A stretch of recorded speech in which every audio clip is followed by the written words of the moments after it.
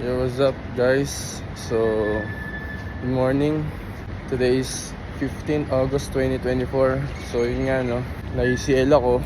Sa mga hindi nakakalam, ang ACL ay anterior cruciate ligament, which is sa case ko, complete tear siya or ruptured, kaya kailangan ko talagang operahin.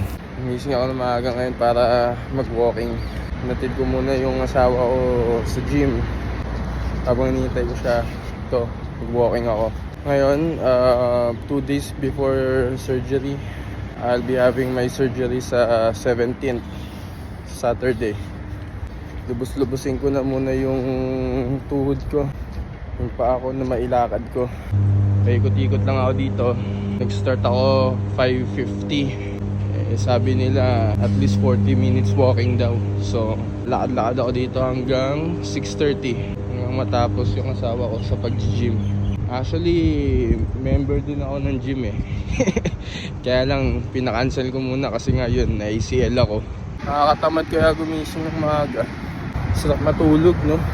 Pero talagang may gusto kang gawin, dapat i-push mo yung sarili mo. Kasi meron nga akong narinig eh, tsaka nabasa.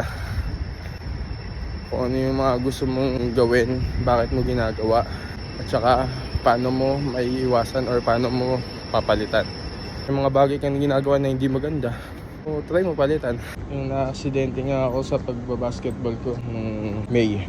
Talagang hindi ko may lakad yung parang feeling ko laging kakalas yung hita ko sa bindi ko. Saklay pa ako noon. Tapos may suot-suot akong brace. Ngayon wala na ako suot na brace.